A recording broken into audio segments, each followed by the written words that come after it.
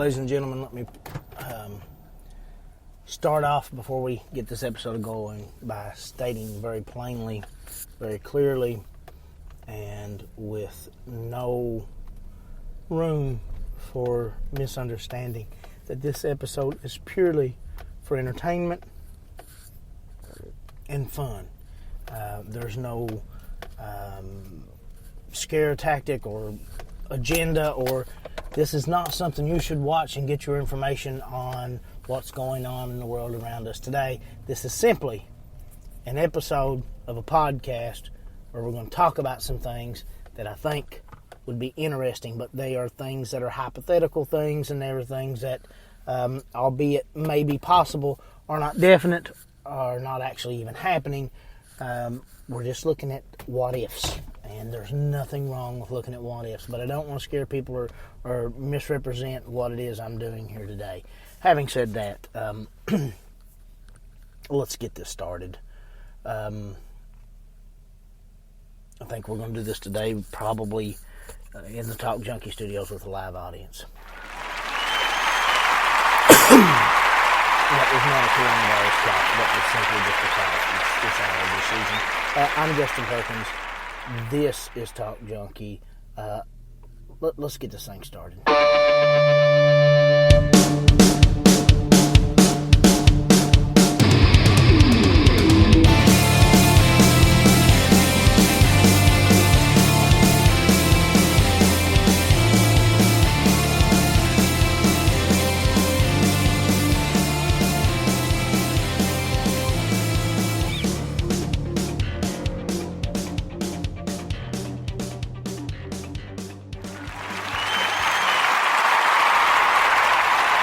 Thank you. You're far too kind.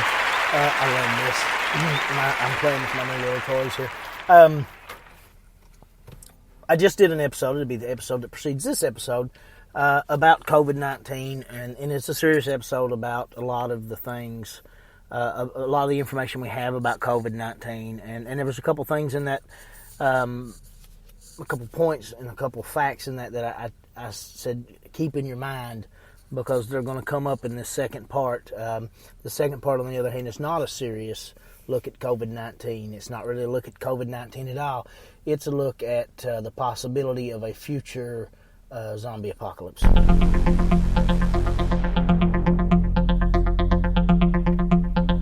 Every time I say the word zombie apocalypse, it will generally be followed by that music, or if I say zombie apocalypse and you get that because it's fun, or if I say something funny, and you get that. They should have never given me buttons, but I have buttons now. One of the biggest factors about COVID-19 is where it came from. Let me try this word. A zoonotic or zoonosis type disease is a disease passed to humans from animals. These types of diseases result in about 2.2 million deaths a year. So when we're looking at these, they're diseases that we contract from animals. There's some mild ones and there's some interesting ones. Toxoplasmosis. This comes from cats. It's weird. The way this works is this can infect a mouse and cause the mouse to become attracted to the scent of cat urine, which will cause the mouse to be sexually attracted to cat urine, and the mouse will literally basically run right up and commit suicide, go right into the cat and let the cat eat it. But once it gets inside the cat, then this thing is allowed to change. There's another one that gets in a grasshopper and convinces the grasshopper to drown itself so that it can be born into the water. But this toxoplasmosis has also been found in humans. And it's believed, but not completely confirmed yet, that it causes people to have more of a disregard for danger, similar to these mice that are getting killed by the cats because they're attracted to the cat urine.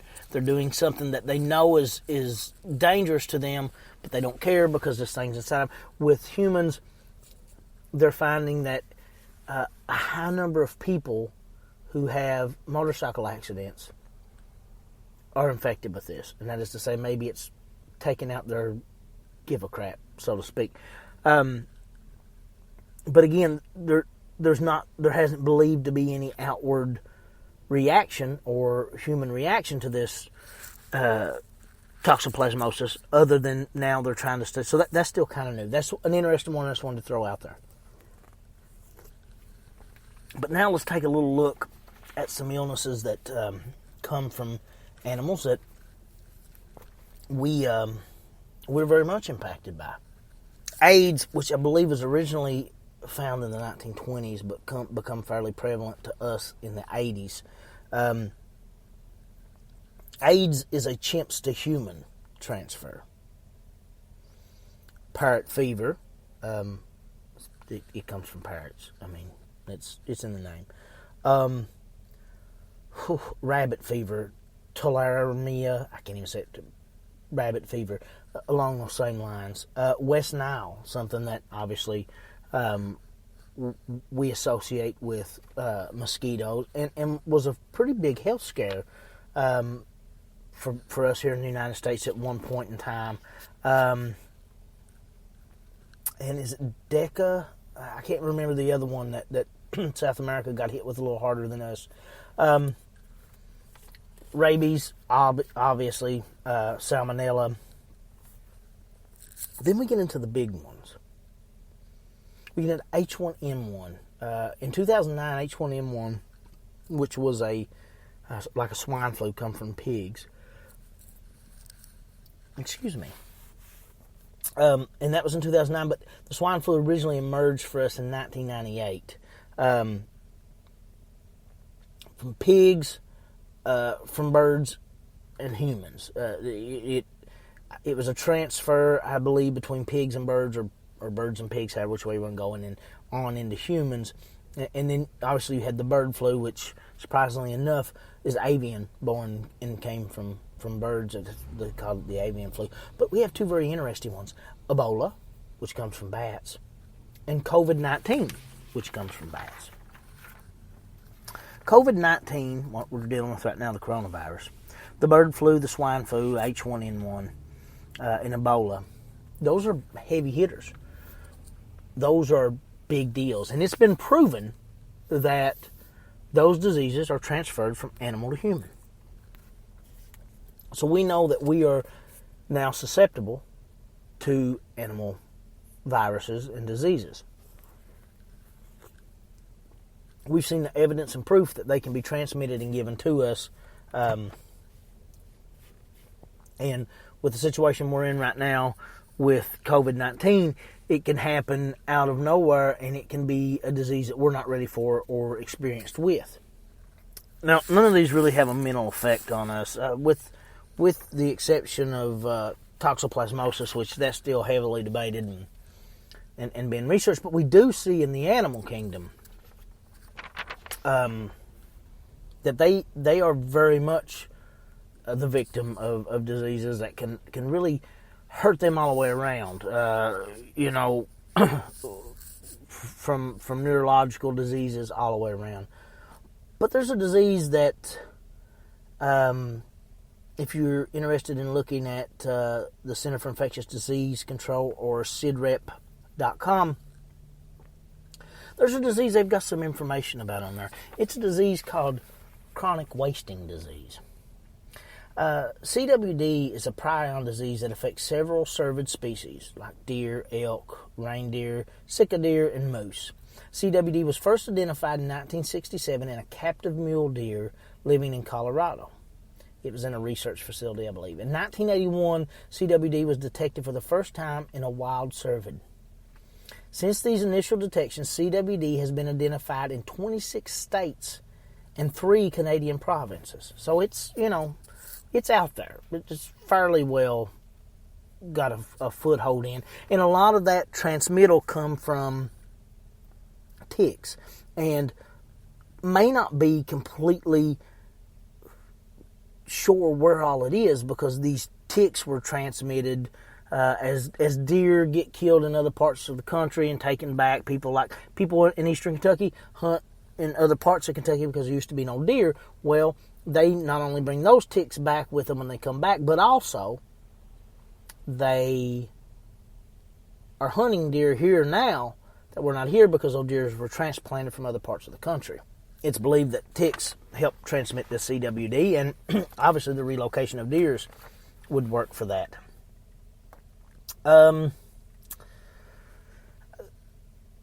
Once excreted into the environment, CWD prions can persist for years and withstand extremely high levels of disinfectants such as heat, radiation, and formaldehyde. They're having an extremely hard time. Like, even when they go to sanitize utensils that have been used and these prions are around, and there's other prions like this, no amount of heat or time or pressure is seeming to kill these. They're actually having to get rid of utensils and having to get rid of them in a careful way, because putting them back into the environment, they still persist. When radiation can't kill a prion, that's when radiation can't kill it. That's pretty invincible. CWD prions also are capable of binding to certain plants. With the ability to be transported while still remaining infectious, CWD is increasing in cervids as more animals come into contact with infectious prions, usually via direct contact with an infected cervid and its bodily fluids. The rut in breeding season, blood, urine, saliva, any of those things from a deer not only attract deer hunters, but can be transmittal of CWD. Although viable, CWD prions in the environment can also infect animals.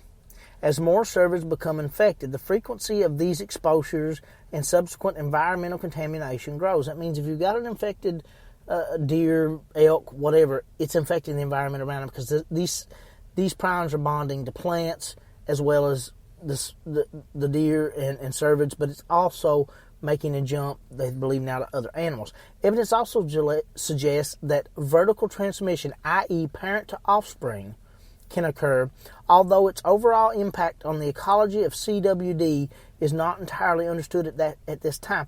Understand that what they're saying is there's a possibility that this prion could continue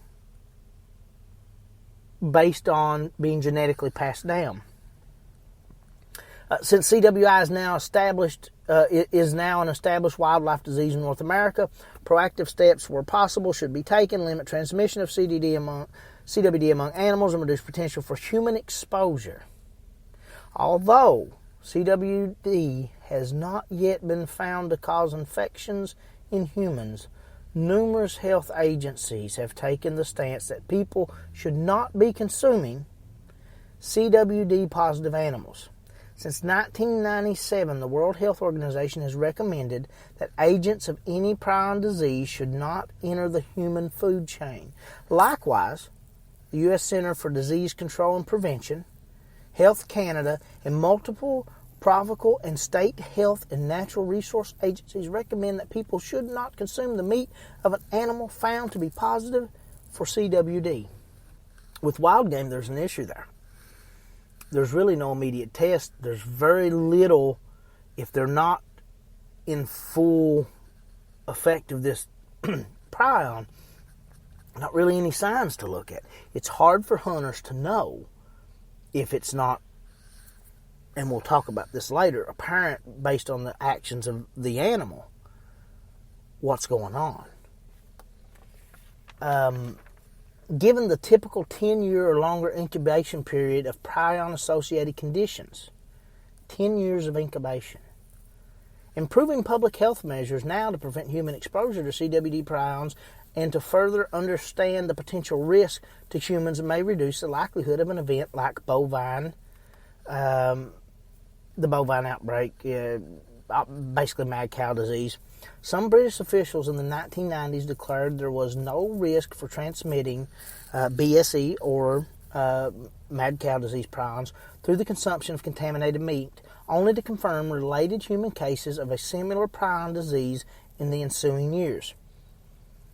This is a very similar prion, very much thought to not be able to be transmitted. Very quickly in the 90s, it was proven that it could be transmitted. Scientists believe CWD proteins or prions likely spread between animals through bodily fluid like feces, saliva, blood, or urine, either through direct contact or indirectly through environmental contamination of soil, food, or water. That is to say, these prions, simply from urination of a deer, could infect crops, anything. You know how the deers get into your gardens and eat your gardens? Yeah.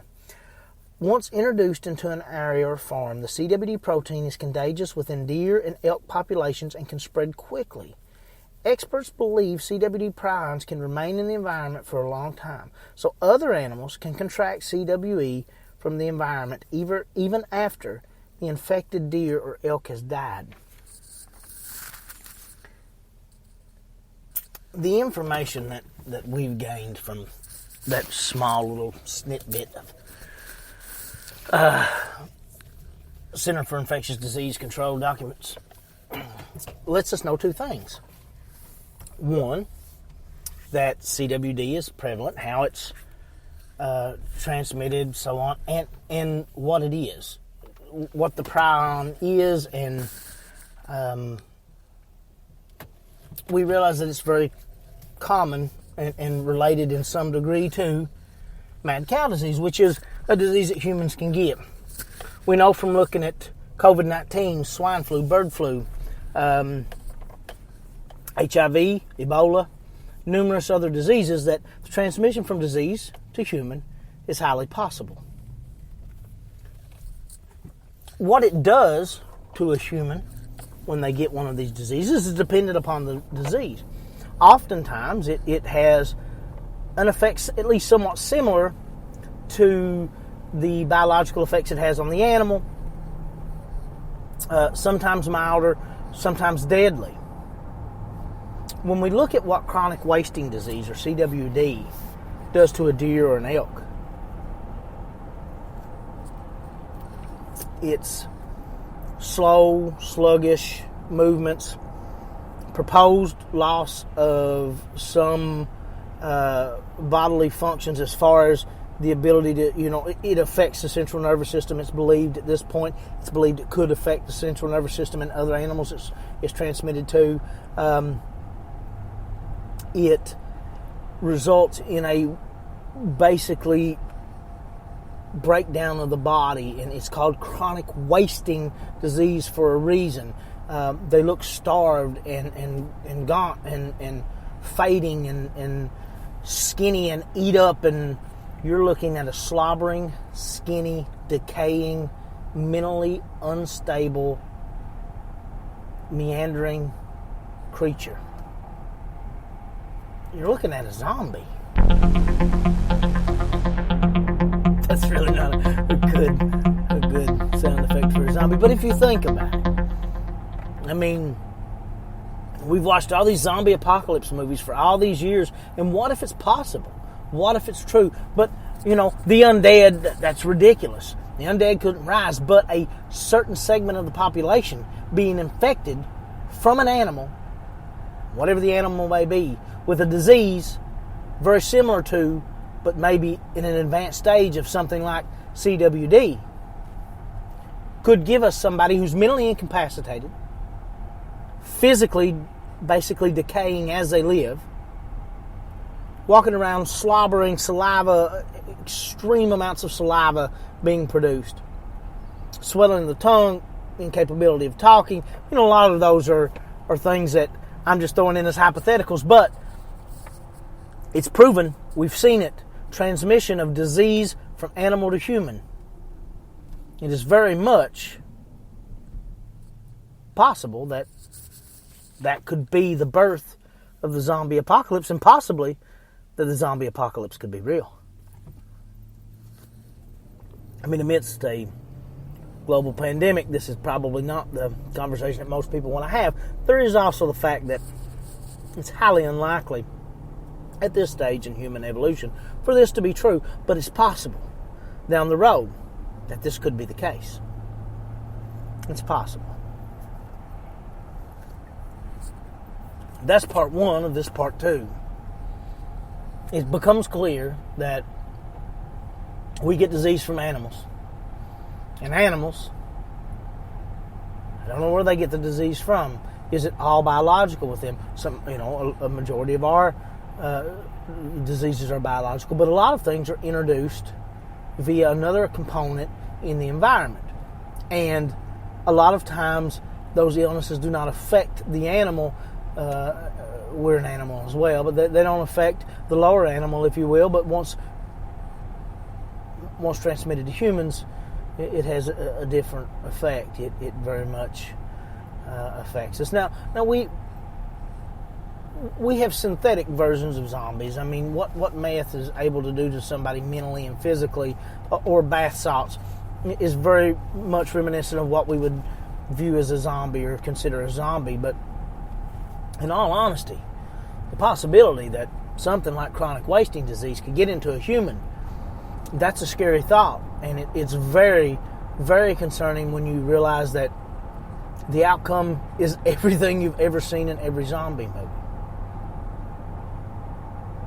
But I touched on something a while back, and a buddy of mine's brought it up a couple times, and it was an idea that he seemed to enjoy. And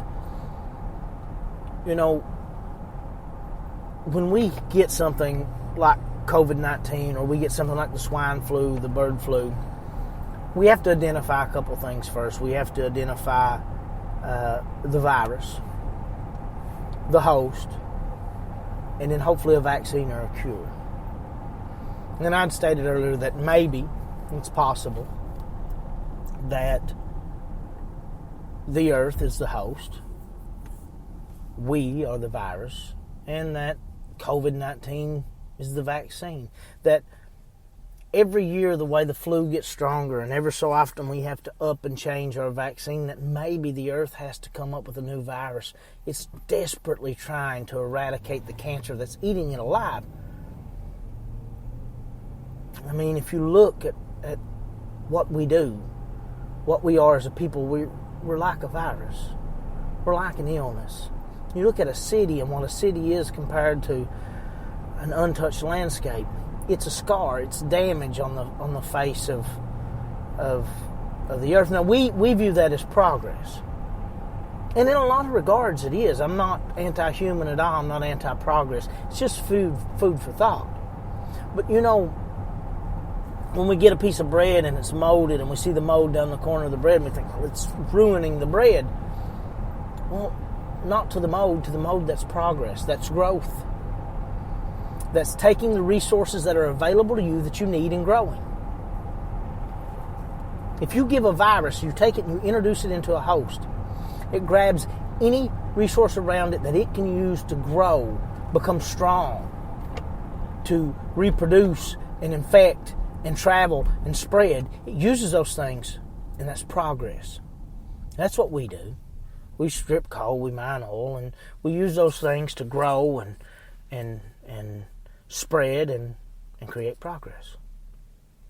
Well, if you introduce a vaccine or an antibiotic, if you introduce an antibiotic in something bacterial, or a vaccine in something viral, if you do that, then you're attacking them.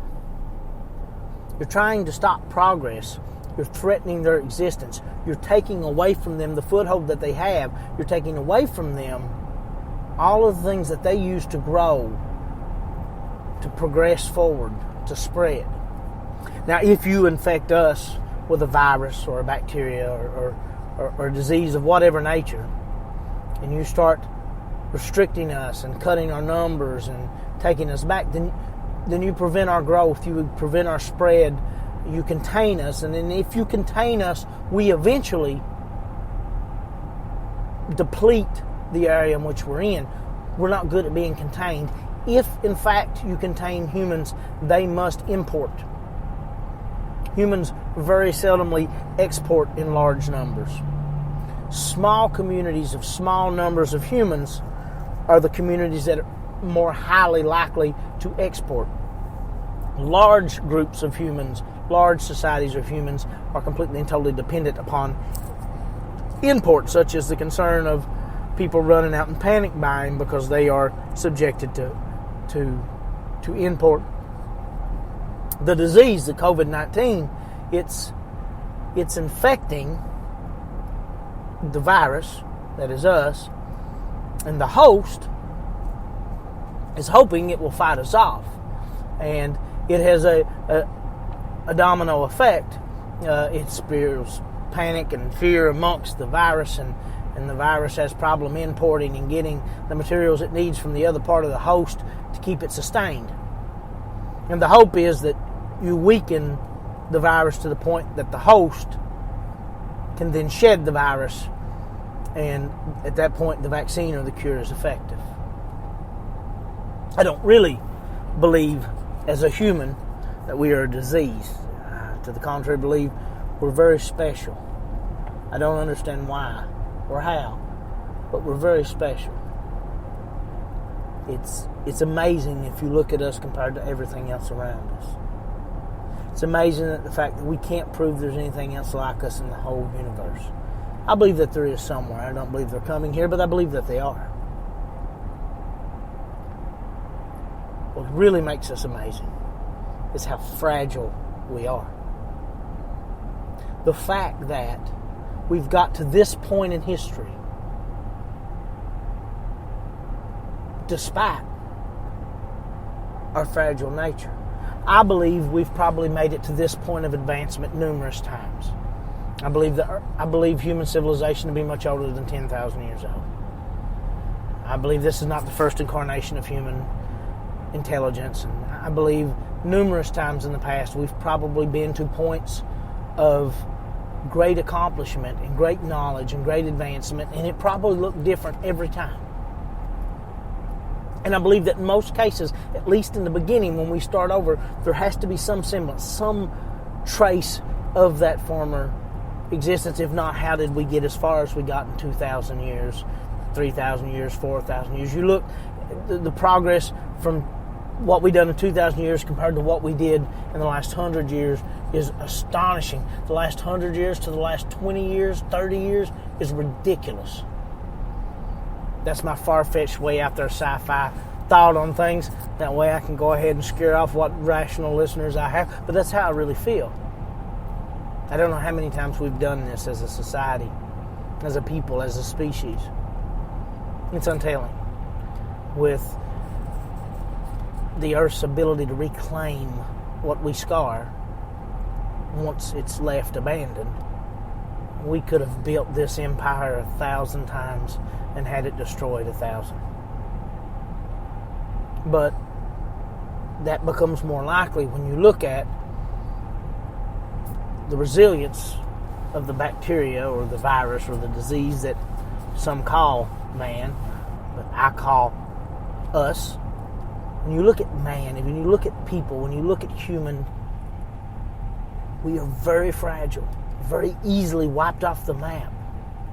I mean, one superbug, one comet, one ice age. I mean, one global warming could completely eradicate us, or at least get us down to numbers that we believe has happened in the past. There's times in the past when we know, at least in our recent past, and possibly this last rebuilding period, where the population has gotten down to almost nothing. The host, or whatever may be, has tried to wipe us out, but we cling on hard. And we don't give in. We fight, and we start taking and building up and hoarding up and dragging in the components that keep us progressing and growing, and we hoard up all the things around us in our environment that allow us to build and grow, and we take and take and take from the host until we have the ability to grow, and that's called progress. And I don't know how many times we've done it, but we've done it a lot. And for all of our fragile aspects, it's proof that to be the most fragile thing on earth, life is also the most resilient. And who knows, in the billions of years of Earth's existence, what came before us? How many shots the dinosaurs got? How many shots the amoebas got? How many shots humans got? Who knows? Because it's easy to make estimates and guesses at times. It's easy to say, well, civilization is clearly 10,000 years old, and civilization not to the point of anything other than hunter and gatherers are at least 10,000 years old, but then completely ignore something like Göbekli Tepe. Ignore the fact that ancient civilizations seem to have a connection that was not possible. There's a lot of myths and beliefs and architecture apparent across the globe. That makes no sense.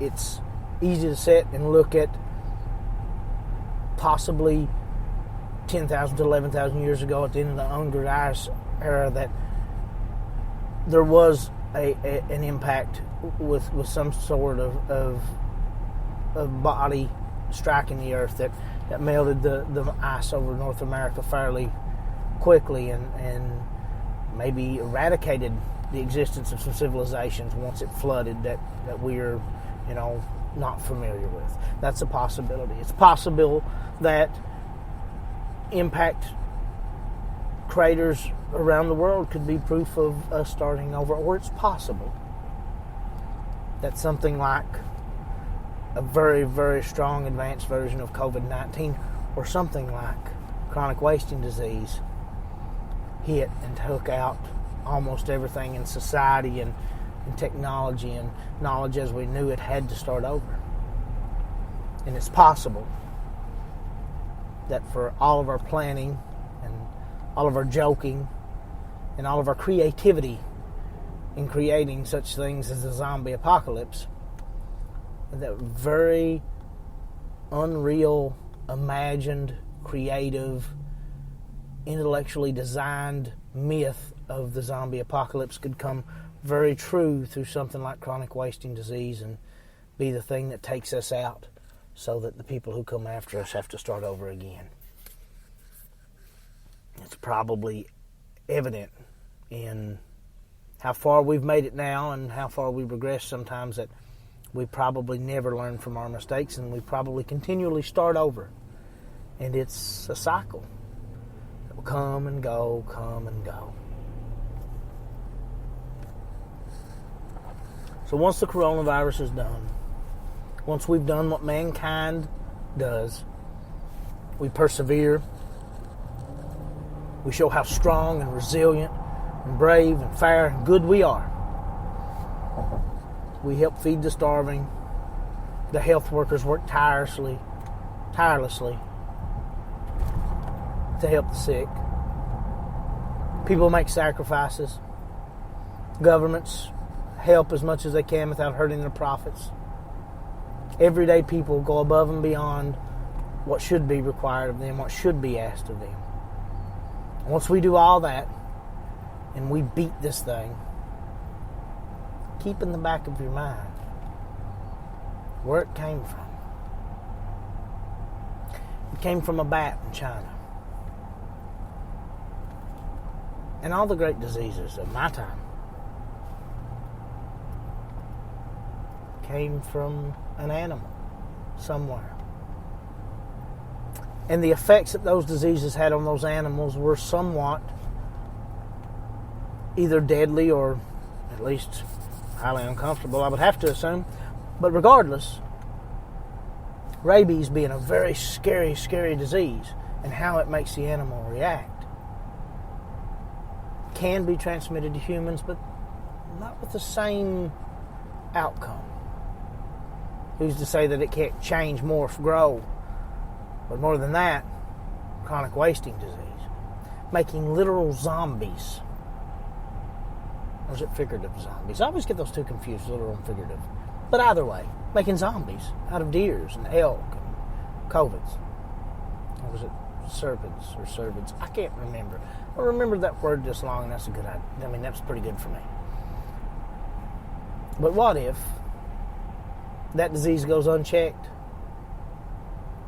What if next time the great outbreak comes, we're completely prepared for influenza like we are now, and we're completely prepared for a novel or new COVID outbreak, and we find a cure for AIDS, and we find a way to reverse cancer, but we don't pay the proper attention to CWD or whatever else is out there that we don't know. And the zombie apocalypse, despite the irony, becomes real, becomes transmitted from animal to human.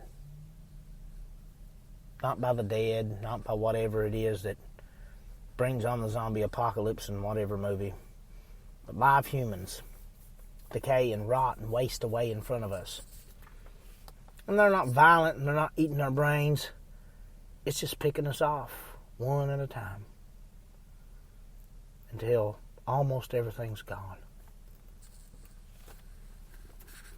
And when almost everything's gone, when the libraries have crumbled, the pillars of great institutions of learning, of higher learning, have fallen, and learning has ceased and survival has become key. See, education and knowledge and learning and growth as a person intellectually is a first world problem. It's like saying, hey, I'm going to work out today. Working out and staying fit is a first world problem. You don't get fat in third world situations. You don't get fat in tribal situations. The opportunity's not there. Survival is your workout. But to gain knowledge is a first world privilege. And when reverting back to a more crude and archaic existence, oftentimes, more than likely, knowledge and learning will be the first thing to go, replaced by survival and hunting and gathering, just trying to live day to day. And when that happens and the zombie apocalypse has dwindled us down to almost nothing, and we lose the past knowledge of what we once had, and we have to start over, well then obviously the apes take over, and an astronaut lands here and realizes that it's Earth. But you know how that, you've seen the movie. That's how that works. That comes after the zombie apocalypse is Planet of the Apes.